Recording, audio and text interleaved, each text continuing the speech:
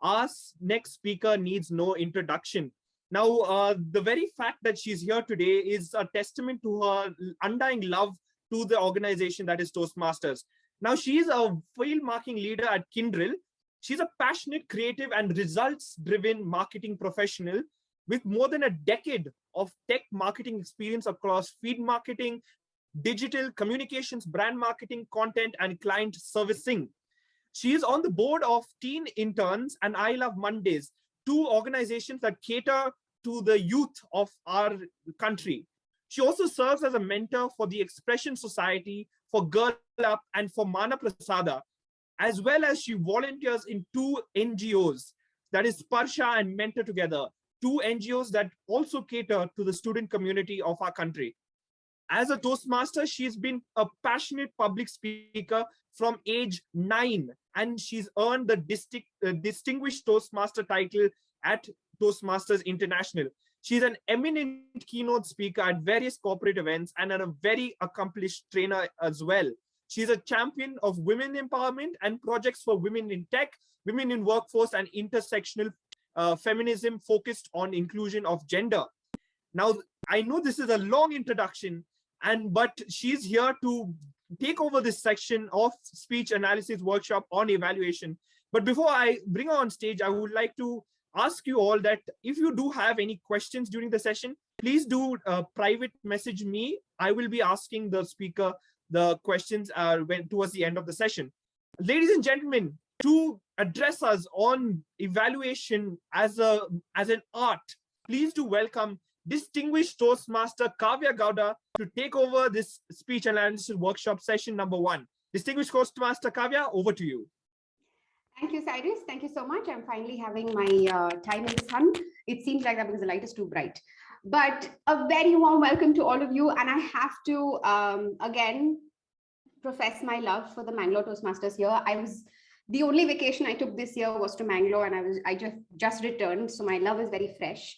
And I feel like I've learned from so many of you on screen. So this session that I'm going to take is a culmination of everything that I've learned from each of you, as well as what I've picked up on my journey as well. So before we begin, and I know there are 200 of us, I thought this was going to be a smaller audience, so I planned for an activity. But what we're going to do is a version of that. So I want you to quickly think of the last speech that you heard, or you could take the introductions that we did today. Narayanan told this wonderful story of making sambar and things like that. Pick whatever you want, something that you've heard in the last 2-3 days, and just write down what were your first 30-second observations about that speaker. It doesn't necessarily have to be a Toastmaster speaker, but it preferably shouldn't be someone from your family.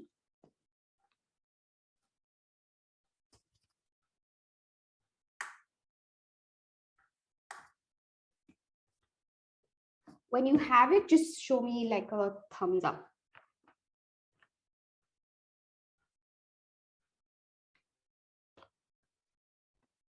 Obviously, Bosco sir will be first because he likes to just do that. Okay, Bosco sir, so I will give you the chance to go first. And the rest of you can put it in the comment section here. Poise, confidence, comfort level in speaking. Great. Bosco sir, do you want to go ahead and tell me what was your... The speaker to me was... Your thoughts, first 30 seconds. High level of confidence in the speaker. Okay, great. Excellent. Now, what I want you to think about is, if you've gotten 2-3 words in your mind, I want you to think about which one of it was observation and which one of it was judgment. Judgment doesn't necessarily have to be negative, but which one of it was observation? Which one of it was judgment? I'll tell you why I'm doing this super analytical thing. Observation ideally comes from letting the current state rest, not considering any other factors other than what is in front of you and what you're perceiving it as or feeling for this point. Judgment comes with all of your assumptions, your realm of reality, your understanding, your knowledge of the subject. So judgment or observation, which one did you make? The first 30 seconds. Observation. Observation. Great. Okay. Judgment. Excellent. Now, there's no right or wrong answer. All of us are humans and we're predisposed to be judgmental because we always operate from us as the center of the universe. So we always believe that the world revolves around us. So that person that we are looking at and observing, the judgments that we're going to pass is going to come from who we are as people, nothing on that person. But for evaluation, we'll need to take a slight shift into observation and then checking of our judgment and then giving our observations again. So this is the process that we'll follow for today. It's not going to be as hard as I'm making it seem. I'm going to try and make it as simple as possible. For me, evaluation, and I know that Narayanan, when he reached out to me, he said that, it's for preparation of contest. I believe that contest is the last thing. Contest should be a happy byproduct of who you are as a Toastmaster, of your skills that you've picked up along your journey, how many years or months you've been in Toastmasters. So when someone tells me, like, give me pointers or teach me how to win a contest, I get very jittery because I can't do that. That will completely depend on you. You can then tell that, Kavya said this and it didn't work. But we're all humans. We're being judged by humans who are going to be judges. We're going to have subjective audience sitting. So we can't prepare for a contest. But what we can prepare for is to ensure that we have the true skill of evaluation. And I'm telling you this. Speaking, great. I've done that at Toastmasters for close to 2 decades now. But the skill that has come most in handy in my professional life has been evaluation. And it's the one skill that I truly expect my mentees to hone and the clubs that I mentor to hone as well. Speaking will come. It will come naturally. The community is supportive. We are amazing people. We will applaud for everything that you want, that you speak. So we're good. Speaking is good. Evaluation is a skill that needs a little more sharper focus. So we'll go with that. I'm going to share my screen. I want someone to tell me if they can see it.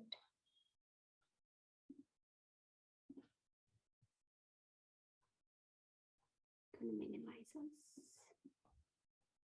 Cyrus, can you see my screen? Yes, your screen is visible. Excellent. So I always start with 3 Ps because I feel it's the most important 3 Ps of evaluation.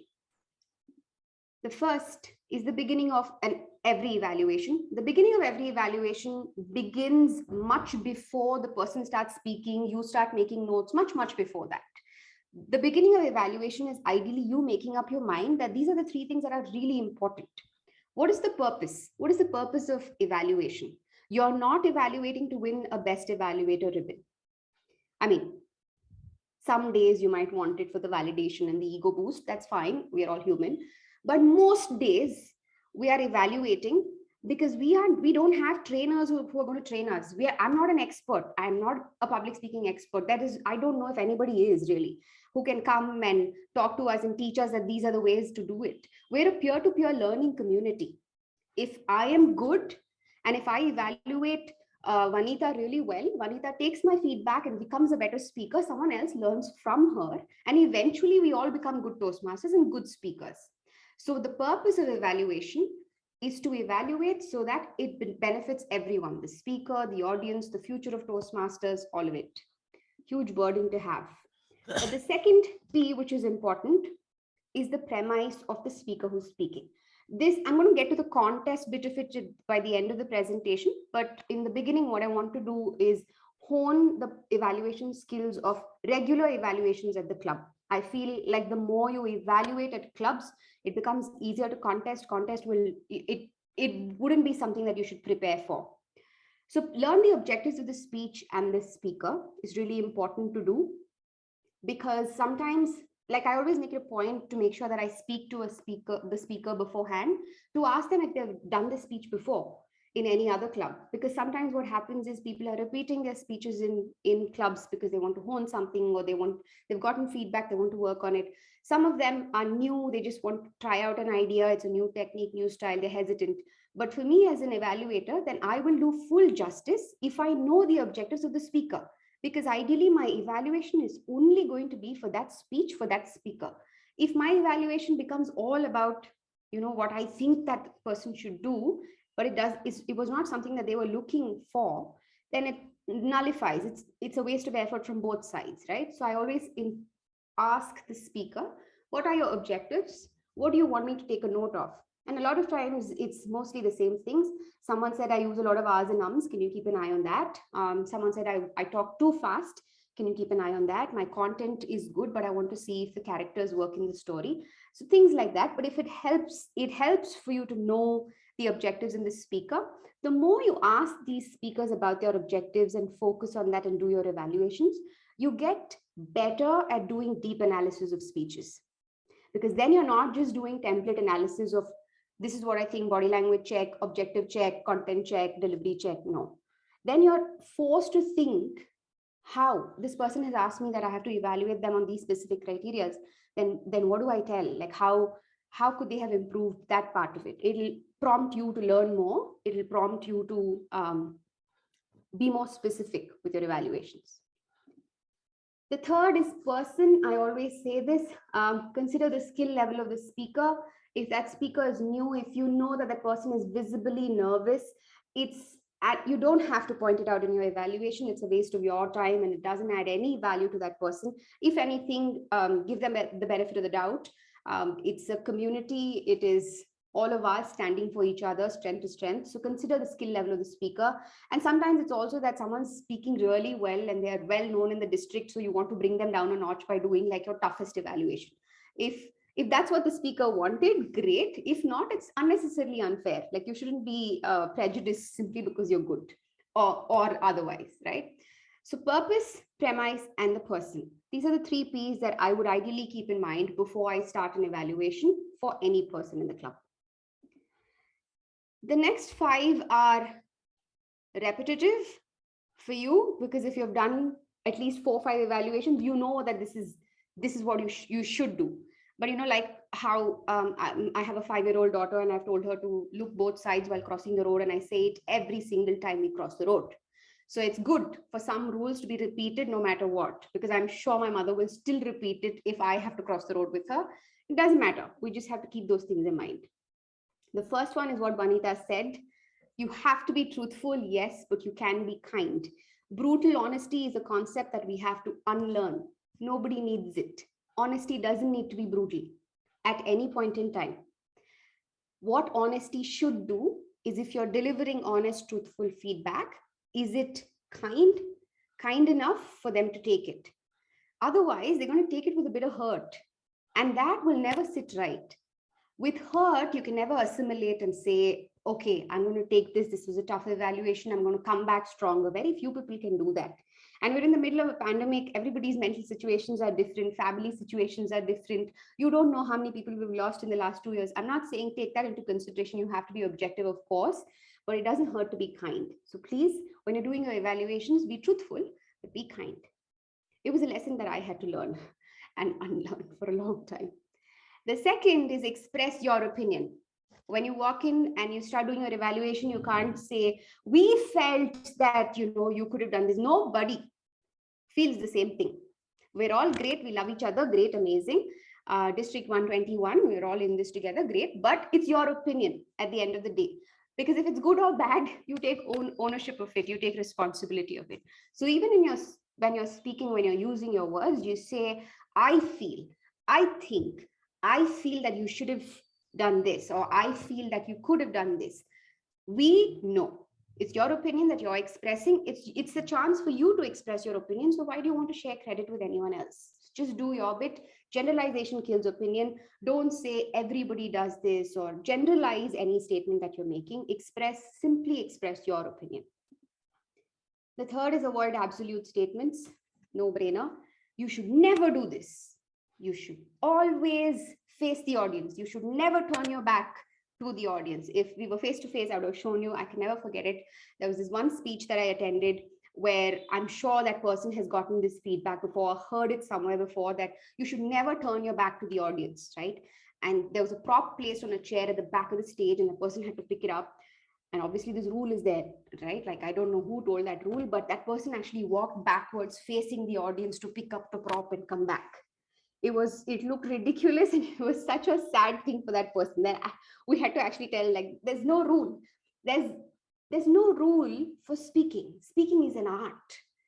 And all of us have our own different kind of art. We are all art in the way we speak, in the way we conduct ourselves, in what we believe is truth, in what our personalities are. And that's what we want to showcase through our art, which is speaking. So if you're going to tell me that, Kavya, you always have to do, you never have to do this, I will 100% make sure to do that or not do that, right? And I think all of us are wired that way. So avoid absolute statements in your evaluations. One, it won't sit right with the judges. Two, it will add no value to the speaker. The fourth one is everybody's pet peeve, I think, in Toastmasters. Your body language could have been better. How? What should I have done? Should I have ran? Should I not? Should I have used the stage? Should I have not used the stage? Should I have used my hands?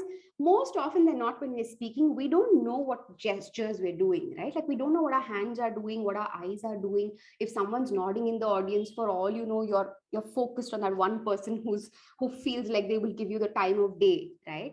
But when you're doing your evaluations, be specific. What are that one or two places that they could have improved their body language? If they could have improved, should they have done for it to add more value? What, according to you, they should have done differently and why? Explain that. That is valuable feedback. Good body, you could have used better body language is feedback. When you started your speech, the first 30 seconds, because you were nervous or there was some nervous energy, you used your hands a lot. And because you were clasping your hands so tight, we felt that, your voice was shaky. Maybe if you had loosened up a little bit, your voice would have been better and your body language would have been more open to the audience. That is feedback that they can take and do something about. They can watch a recording, or then they can be conscious that I did this speech, I shouldn't do it. That is feedback that they can use for the future. Improve your body language is something that you will listen and then you will forget about the next time you speak. The fifth one, do not evaluate the person. That person can be covered in tattoos.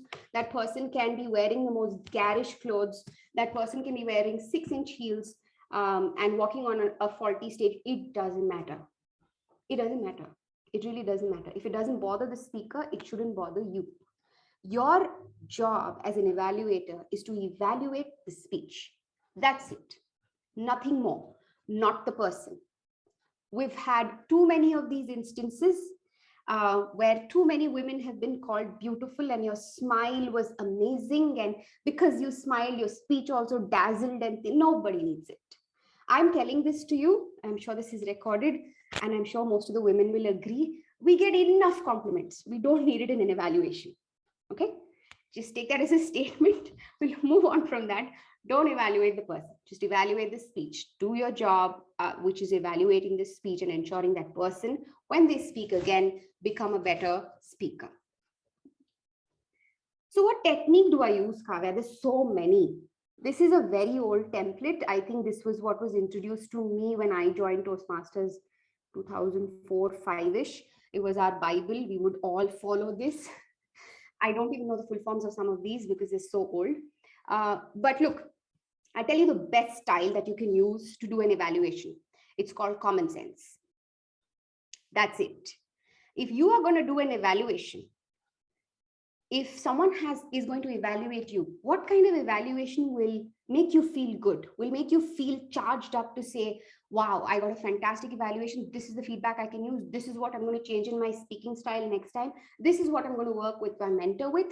And this is my next speech. How? What kind of evaluation will that do? It doesn't matter if you use sandwich. It doesn't matter if you use round robin. Some of these are actually problematic, so don't use the rest of them. But common sense wise, it's simply this. You take your evaluation, you start your evaluation with what you feel. What did you feel about the speech?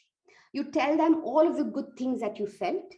How did that speech make you feel? Where are the areas that you thought they shined, like they were amazing, spectacular? Where that all of that was? What are the 2 or 3 things that they could do better so that they elevate their speech? And then summarize the whole thing. Simple, common sense wise, that's about it. That's the technique you use. You use common sense to ensure that you're kind, you're truthful, you're honest, and you're analytical. Analysis of the speech will come when you are speaking more. If you're evaluating more and speaking less, you have to rethink your opinion of whether you want to contest or not. You have to be speaking more than evaluating for you to be able to get to being a good evaluator or do a good amount of both. But it's like you're driving on empty, right? You're still just driving on empty if you're not necessarily doing your speeches or learning speech techniques and experimenting with different kinds of speeches. If you don't do it, then how would you know what to evaluate? As an audience, yes, you can give your observations and things like that, and it will be good feedback. It will be a good evaluation, but it can be a great evaluation. It can be really useful if you also hone those techniques yourself. So Kavya, how do I craft this? It's very simple. You start with the baseline of how did that speech make you feel? Did it make you feel like you want to change something about yourself, about your behavior, about your life in any way? Did it make an impact on you? If it did, how, what kind of impact did it make? The second is, were there any original ideas or techniques? Especially if you're at a contest, try and omit the obvious. If that person forgot their speech in the middle for like 5 seconds, every evaluator is going to say it. Every evaluator is going to point it out. Forget about it. Think about the other things that person did that was possibly original, or used some cool techniques in their speech, used a prop, or used alliteration, used metaphors in their speech really well, comparisons, did they have a diabolical approach to the speech? All of those things are things that could spark that, oh wow, I didn't even know that I did this, but the evaluator found that evaluator observed that about me. This is great. Were you convinced about the speech? There are a lot of speeches that I'm not convinced by. I'm honestly not convinced by when they deliver the speech. So in my evaluation, I can't lie and say it was amazing. That's not me. I'm not going to be authentic there, right? So I'm going to tell why is it that I wasn't convinced. Because when I dig deep down into why I wasn't convinced, I will find the exact answer to what I felt that person's speech was and what that could have been. Doesn't mean that that person has to take my evaluation or take my feedback, but that person will then realize that there is a set of audience that may feel this way. So when they write a speech next time, they will also consider that there will be people who will disagree with it. For all you know, they'll be okay with that. They'll be okay with the fact that, you know, there'll be some people who wouldn't like this speech or who wouldn't agree with this approach. It's fine. But if it convinces you, then you say it. If you were not convinced, then that will become your crux for analysis of why weren't you convinced. And if you're not convinced about a speech, you'll have to work double hard to give them like a solid feedback as to what they could have done better or what is your difference of opinion there, right? And the last one, the summary is, would you want to listen to the speaker again? If yes, tell them in as many words as you can. Tell them why you would want to listen to them again. What did they do that you want to listen to them again? We all have a generic statement, right? Like, you know, I would love to listen to your next speech. Looking forward to your next speech. You know, like we write warm regards. Thank you very much. We do that. But if you really want to make a summary out of it, which is part of the contest as well, then we think about, how do I make this person feel like coming back on stage next time? What are the things that they did well? What are the things that they could do better, according to me? And how do I package that nicely and give them a summary of saying, you know, thank you so much. This is what I learned. This is what you did really well. This is what you could have done better. And this is why I want to listen to you again. Do you want to go to the contest? Isn't that why all of you are here? Cyrus, do we have any questions before we go to the contest part of it? Yes, there are a couple of questions that have come in. I'll just read them out as and when they had arrived. So one question is that we do say in evaluation that you had a smile throughout and it was very pleasant. Is this a good use of evaluation, or we should not use this? So as you said earlier, don't evaluate the person. So is this considered evaluating the person? Look, there's a fine line between being complimentary and being creepy, right? So just err on the side of caution. So if you're going to say you had a pleasant smile throughout your speech, it's perfectly fine. If you're going to only focus on that for like 30 seconds of your 3-minute evaluation, then that's creepy. Like, move on. I have better things. Like, I've done better things in the speech, right? Simple as that. So I'm not saying like don't say anything about the person or whatever. You should. Normal pleasantries are totally fine, but I don't think they should veer into the side where I feel like in the 3 minutes that you had, you took half of that time to just compliment something that is irrelevant to the speech. Yeah, Yes. it'll come with practice, but if you know, or if you're hearing someone constantly saying that, ask for a different evaluator, or possibly just tell that person that I mean, you're so great, I'd rather have your brains. Like, you tell me. Yeah. Right. Yes, I think, the next question is, why are evaluators considering one as an advanced speaker, not going according to the speech objectives? Did I So understand? I'll read again. Why are evaluators considering one as an advanced speaker if they do not go according to the speech objectives? I think in Toastmasters, every speech has to be according to the objectives. That's how it's designed. And I was also like a rebel in the beginning, saying that if this is the objectives, I will loosely follow the objectives and things like that. But there's a science behind it. There's a reason why they have put the objectives in each of the speakers. Whether you're a normal speaker who's just started off or an advanced speaker, I don't know in Pathways if they have that distinction now of being a nascent speaker and being an advanced speaker. I don't think so. But if it is, its rules are rules for everyone, and I think objectives need to be followed. If they are loosely basing the objectives on something, then they should have good enough reason to do that. But then again, I don't think we can penalize anyone for interpreting an objective and doing their speech, right? As long as it didn't veer off completely to the offside. I think we're okay there. Yes. Moving on, there's a question from Toastmaster Senthil. Is it right on the part of evaluators to suggest members to redo their projects, or is it a rude gesture? Okay, before I was very for the idea of telling people this doesn't follow the objectives, or this was supposed to be this kind of speech, but you delivered this kind, I would suggest you repeat the speech. And I know it's rude. No matter how you say it, it seems rude because that person has put in that much effort and actually prepared a speech, come here and spoken and things like that. But what I do tell them now is, very honestly, this was great. But these are the skills you picked up. These are, when you attempted your speech and you did this speech, these are the objectives that were met. But the objectives that you had to meet actually were these. So you're doing a disservice to yourself if you don't also attempt this. So maybe when you do your speech next time, and I suggest you do, you could write a new speech altogether or repeat or adapt the same one. But I would recommend that you do it. And I would recommend you do it in a different club for the exposure as well. And I feel that sits much better with people, and people are very nice that way. If you explain to them why, why they would want to repeat a speech, I think they're more open to taking it. But at the end of the day, as an evaluator, you can only suggest. You can't enforce. So you suggest. There's nothing wrong in suggesting because you're telling the right thing. If you're telling the right thing. Yes, moving on, we have Toastmaster Aisha asking, should we talk about the feelings the speech created in us? Yes. If you can be poetic about it, great. If you can use cliched inspirational quotes while doing it, great. You will get all the points. I'll tell you how. But yes, of course you can. Just don't let it hog all of the 3 minutes. Make sure that you're very analytical and really organized about your time. And I'll tell you the things that I did well in the contest season and what I really, really didn't do well and where I lost points. Yeah.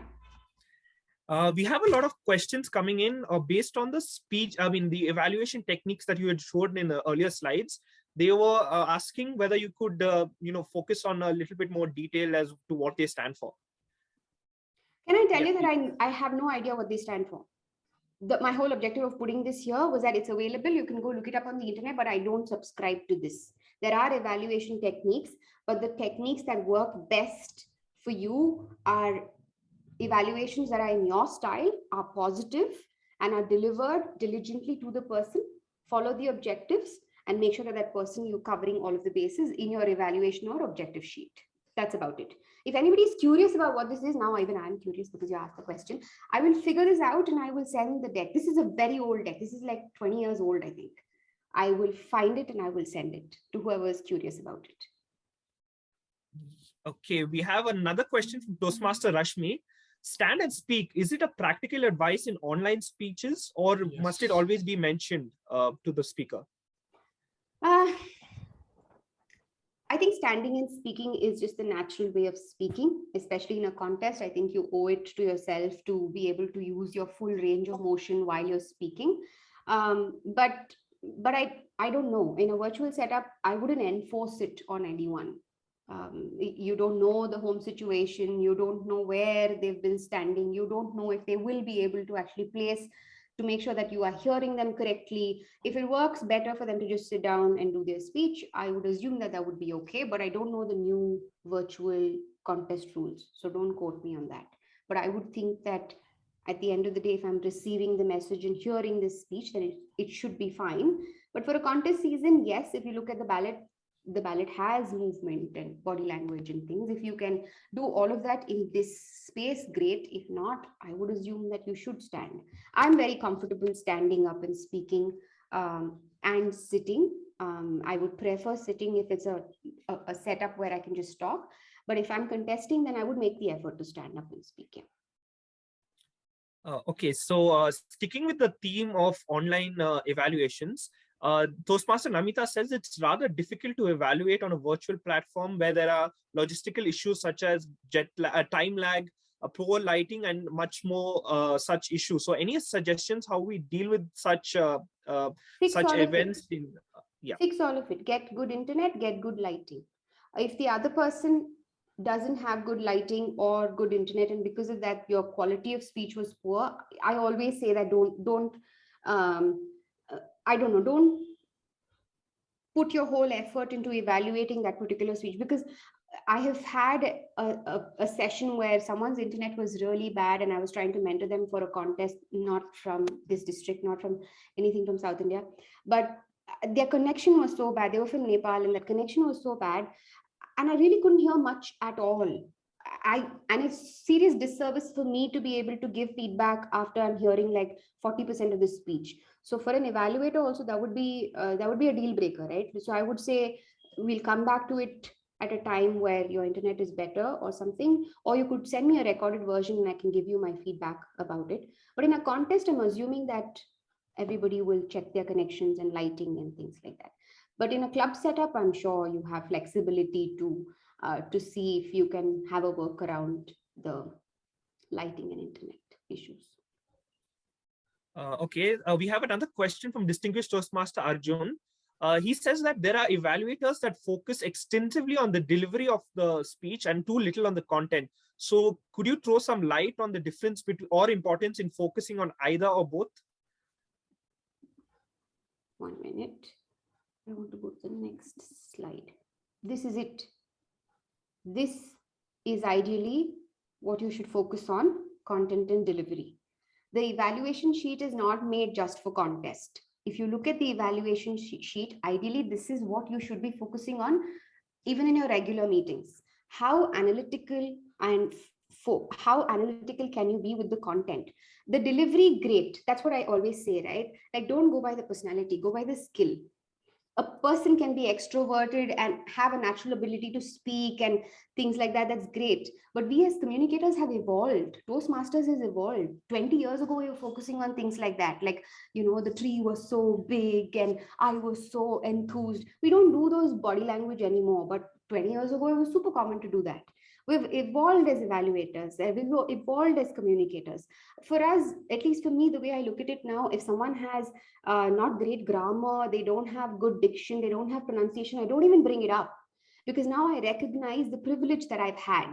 I've had good schooling, good education. I've had all of the privileges that have brought me to this point where I can be speaking well, sound sophisticated, polished, all of that. Maybe the person whom I'm evaluating didn't have those privileges. So what rights does it give me to evaluate them based on the kind of language that they're using? Of course, my responsibility is to tell them or help them. but it doesn't need to come up in a 3 to 2 minute evaluation. I mean, for someone whose grammar is bad, they will already know it's bad. You don't have to like say it in every evaluation, right? So I would suggest that 40% of your focus has to be on the content, has to be on what was that value, what were they trying to say, what is this person's life experience, what is the life they've lived, what are their thoughts, their beliefs, how will I learn from that as a person? That is important. How do I make them shine? How do I make their content, their thinking, the way they perceive the world? How do I evaluate that? How do I make sure that they know that this is your strength, these are the things that you're good at, the way you're thinking, excellent. That is great. The delivery, body language, all of that is important. Of course, it's important. But in the pandemic, we know, right? Communication can happen no matter what. Even if you're not face to face, even if you're not making grand gestures, even if you're not using the entire length of the stage, all of it, we can still have good communication. So we'll do the delivery part of it, but I would 100% focus more on content. We also have another question, sticking with the slide that you have on screen. You say that the purpose of evaluation is sharing some points to improve as well. We have a section for recommendations. But what if we felt that the speech is so perfect that there's no improvement points to share? How do we go about it? Before, I would have scoffed at a question like that because I believe that everybody have scope to grow and things like that. But I have come across some speakers who are so fantastic, flawless. They'll speak and you'll be mesmerized. What? How can this person, like what? Like when Vanita does one of her speeches, I'm like, okay, wow. Possibly the only thing I can say is slow down, but I hate saying that because I speak too fast and I cannot say that feedback to anyone else. But when I hear speeches or speakers like that, my only thing is, wow, this person is really good, but it's my responsibility now to make them great because I'm evaluating them. So I then think of all of the opportunities that are there for them to go ahead and grow in terms of if they are really good at inspirational speeches. Possibly I would suggest them to do a different kind of technique or use a different kind of style or try a different form of speech. If they're perfect, if you believe that they've been absolutely bang on with this, I would think about evaluating them or giving them a path to where they could go and how they could go there and what are the skills they can pick up, what they already have now based on this speech and where they could channelize that and where they could go. That is what I would do. It's a sneaky thing to do, but some people are good. You can't deny it, right? Yes. We also have another question. Is it advisable to tell a speaker you have delivered this, you could have delivered this line this way and go ahead and demonstrate it? Yeah, why not? Absolutely. You can go ahead and do it. I mean, as long as you're not telling them that you should have done it this way. This is how I would have done it, or this is how I would have said it. And that's perfectly fine. You're still at that point, you're still giving your opinion, you're still being specific, you're still being kind. So it's fine. And we have one last question. Just don't repeat the entire speech and say, this is how I would have done. Or don't say, like, I will tell you, I did this speech, I crafted it beautifully after a big fight I had with my husband. In this speech, I killed off the main character, which was the husband. Okay, I killed him off. It was my favorite speech. It still is my favorite speech. I delivered it at a club and a really senior Toastmaster was evaluating me and he said, you shouldn't have killed off the husband so ruthlessly. It's a very mean thing to do. And it was not a good speech. It should have ended on a positive note and things like that. I don't agree with that. I want to kill off my protagonist. So I will, right? Like, don't change my speech for me. Tell me how I could have done it better. Or if there are some lines in it you would have said differently, great. But it's my speech. I have written it. It's mine, it's my property, right? So don't change that. Like, don't take that away from me, but don't change the whole thinking of the speech or the entire premise of the speech or the purpose of the speech, but the delivery part of it and how you could have done it better. Great. Yeah, sure. Why not? Just let me kill my people. Yes, Cyrus. Yes, we have another question. I'm going to paraphrase it a bit to make it understandable to all. So how do you overcome the fear of evaluating someone who has done more projects than you are currently done? Okay. Toastmasters, when you join, everybody pays the same fees. Everybody spends the same time. You go into a club, you spend 90 minutes, across the world, barring some exceptions, everybody spend the same amount of time. So you have full rights to evaluate whomever you want to evaluate or whomever you are assigned to evaluate. What you need to get away is your hesitation of putting people on pedestals. You don't need to do that. We're all peers. We're all in this together. And if you ask the senior Toastmaster who is being evaluated by you, if they had a choice to get evaluated by someone senior, I don't know, most often I would assume that they would pick you. Someone who's not done as many projects as me, I would pick them because they will give me raw, honest feedback on what they feel from their level of understanding. And what makes me think that someone who's in their icebreaker will not be able to, it's simply observing, right? You don't have to give a perfect evaluation, but you give your opinion, and that's valuable to me as a speaker. As a senior Toastmaster or a senior speaker, if I'm reluctant to take feedback from general audience and only want people who are DTMs to give me feedback, I'll not grow. All of us in the DTM community are not as hot and great as everyone else makes us out to be. We're also very normal, and we also like to get evaluated mostly by people who are just new in Toastmasters. It's the best feedback that you can get because it's raw. We haven't colored them with the Toastmaster colors yet. So it's good. So no hesitance. You should go ahead and evaluate whomever you want to evaluate.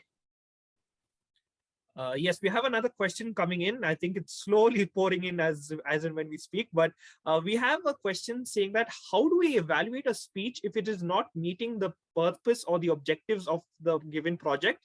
Should we suggest them to repeat the speech? Yes, I answered this question already. The objectives are there for a reason. We follow the objectives. If the person has taken the effort to do the speech, then you evaluate the speech, but you also tell them that this doesn't meet the objectives. As an evaluator, you wouldn't count it for this particular speech. But if that, you would suggest that that's up to the vice president education of that club and the speaker. It's between both of them. So you suggest that you would recommend that you do this speech because you will learn these objectives also, and it's important to do that. But otherwise, you can't force them. So you say that and you hope to God that they listen to you. Yes, we have another question. How do we use the stage regarding the movement? I think it's with respect to the online setting. How do we use the stage as a speaker? I would suggest that use the same area where you're visible clearly. If you're intending to stand up, make sure that you're wearing a headphone, a wireless headphone that they can hear clearly and they can see you clearly, and you're not getting cut off. Your hands are not getting cut off. That's about it. I think it's just basic. Just stay in the frame, just like in your Toastmaster stage, right? Like where we mark the stage and we cordon it off. Same way, just do that for yourself and see some preps as to which height your laptop should be at for everybody to be able to see you and things like that, and it should be good. We have another question saying that any advice you would give to someone who has joined the club recently and is about to give her first evaluation, his or her first evaluation? Don't listen to anyone. Log off. Don't listen to the session also.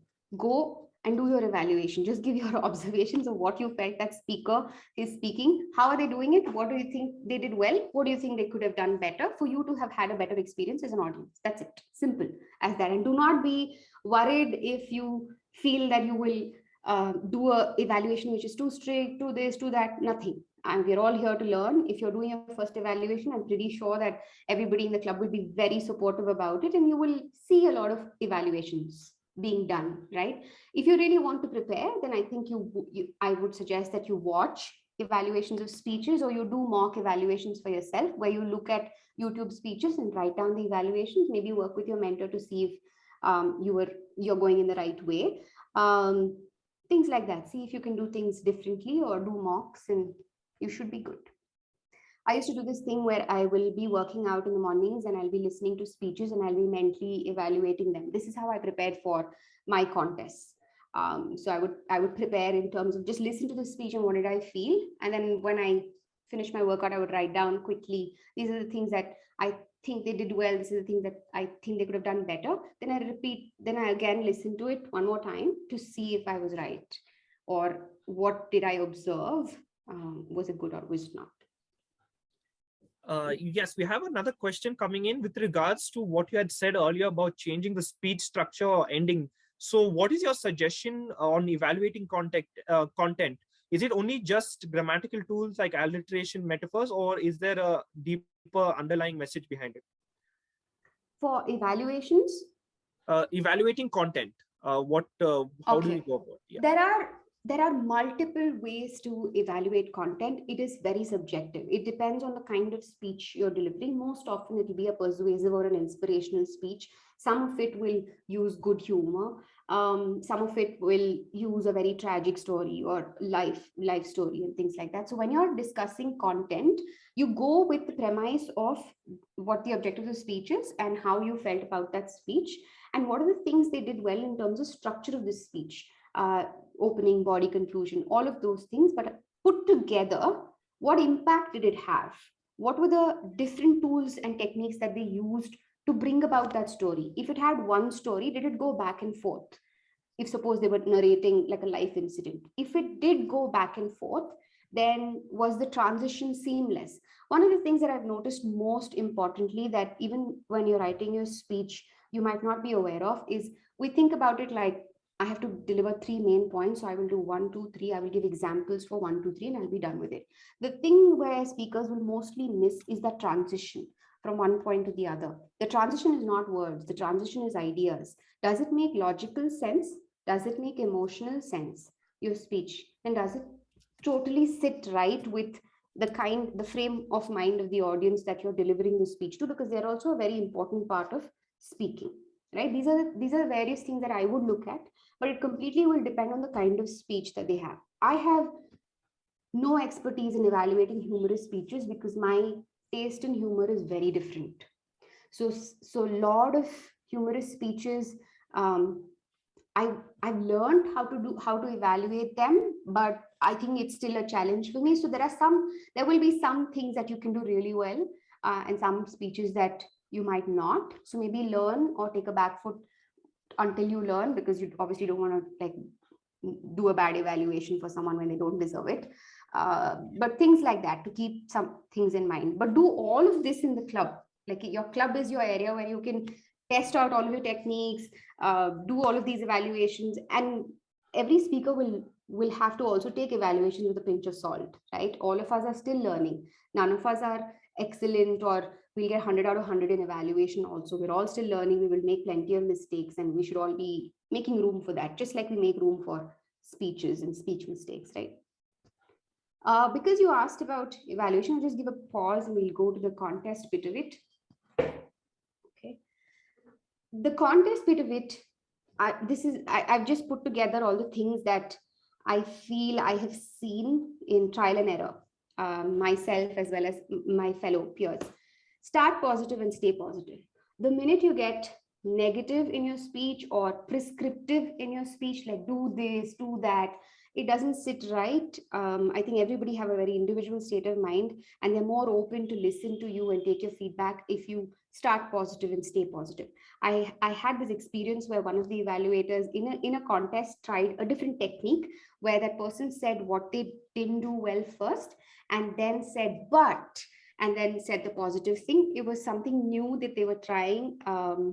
It was not okay. They said the same points that the other evaluators said, but the person didn't place. Their evaluation was, the delivery of the evaluation was good. The content was pretty much the same, but I felt like anything you say but and then give a compliment is negated. So start positive and stay positive. The second is, when you are doing the evaluation, you start with what did you observe? How did that person do with what you observed? And why should they do it differently? Or why did you feel the way you felt?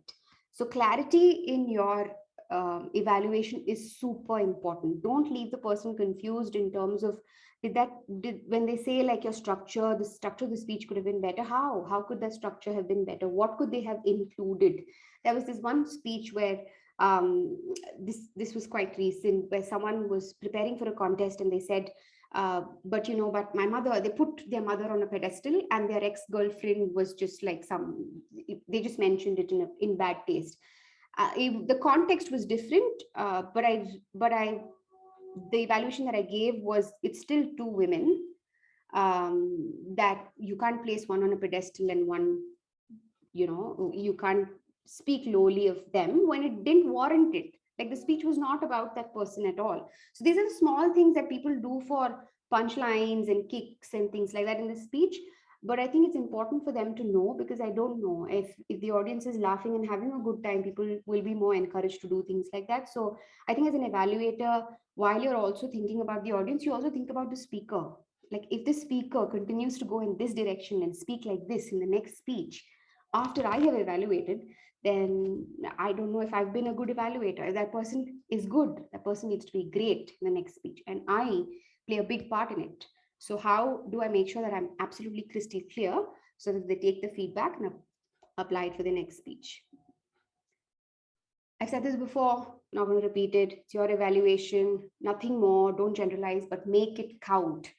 Think in a contest, think about all of the things that you've learned at Toastmasters, all of the speeches that you've heard, all of the evaluations that you've heard. Think of all of it and think of how you can form your sentences or your opinions around the knowledge that you've built. So don't disengage from, don't just say like your voice was great. Voice has 4 P's. It's there in the manual if you read it. It has pitch, power, pause, pace. Think about those things, evaluate them based on those things.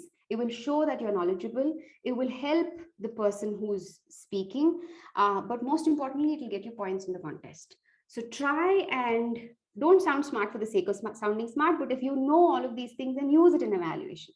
That's it. Use it smartly.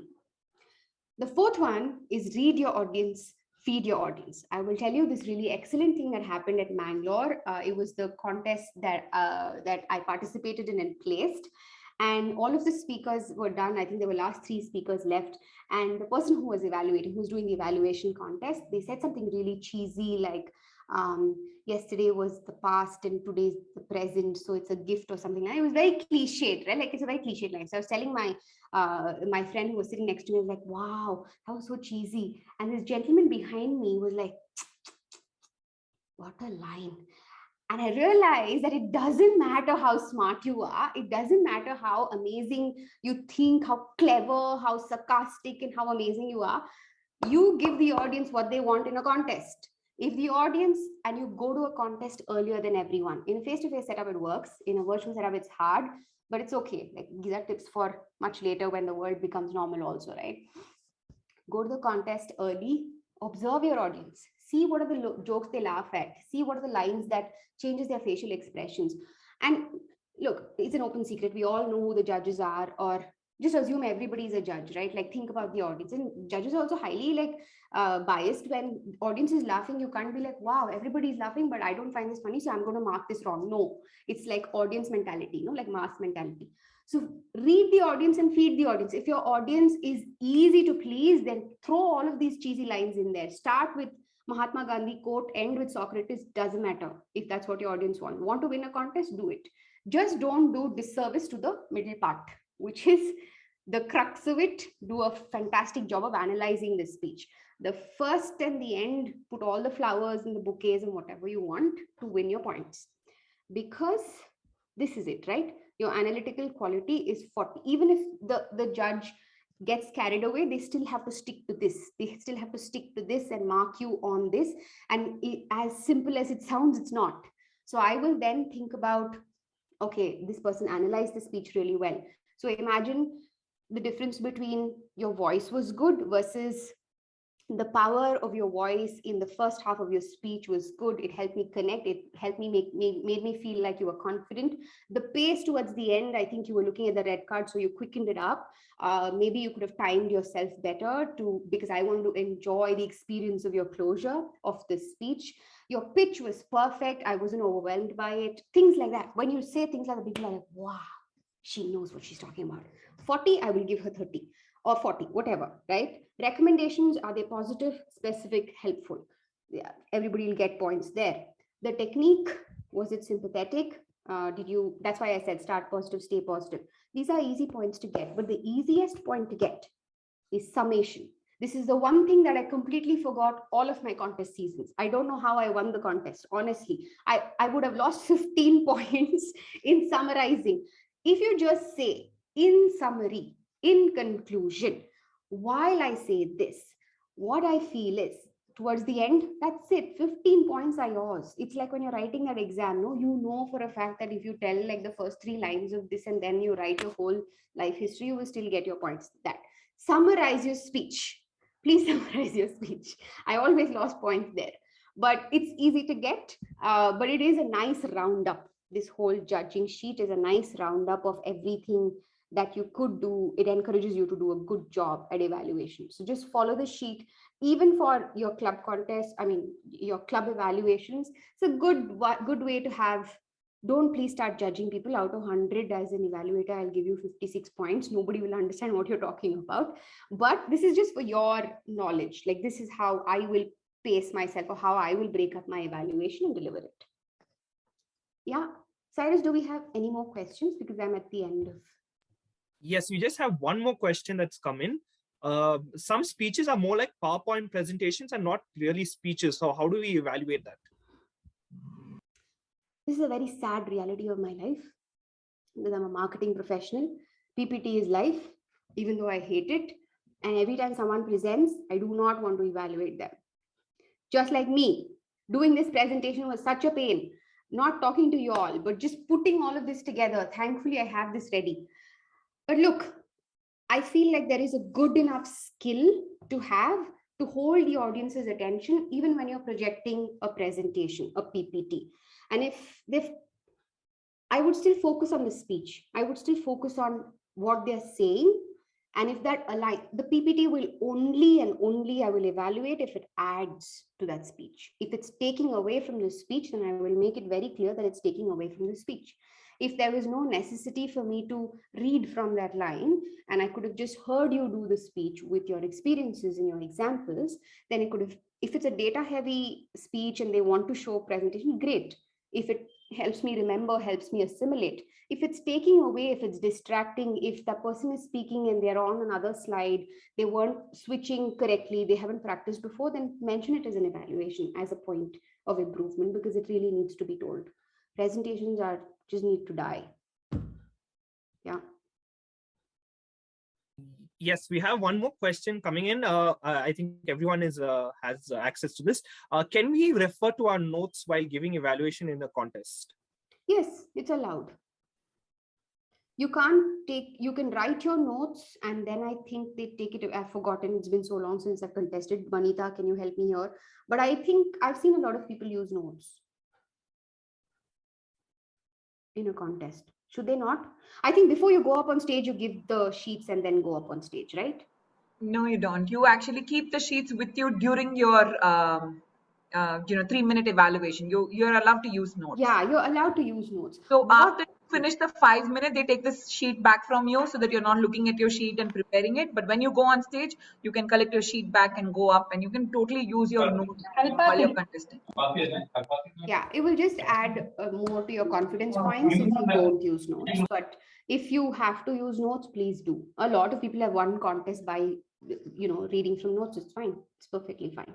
What I would recommend you not do is use acronyms. One, it's very cliche to use acronyms. Even if you're using acronyms, try to make it clever and useful for the person. Don't force fit an acronym to make sure that you seem cool. I'll give you an example. I love giving this example. Someone said to this lady who spoke, the evaluator came up and said, "You were a cat speaker. C for confident, A for something, T for something. I will make you a wild cat speaker." Absolutely no. Please don't. Okay. So don't force fit an acronym into an evaluation. Just do an evaluation. Let common sense guide you and do well there. I would just end with this. We're all not great at evaluations. We only will get better and better and better. And evaluations will have to change with times. So our speaking and our communication, I mean, speaking is nothing but a reflection of our world, right? And our world changes constantly. So there's no reason for us to stick to the trope of how Toastmasters were doing it 10 years ago. It's changed. It's moved on. We also need to move on. We need to unlearn a lot of things that we'd learned. For that time, it was great. But for now, relearn the things, learn new things, be aware of your privilege, look at people more kindly and look at it as, I really want the best for you. That's what an evaluation should be.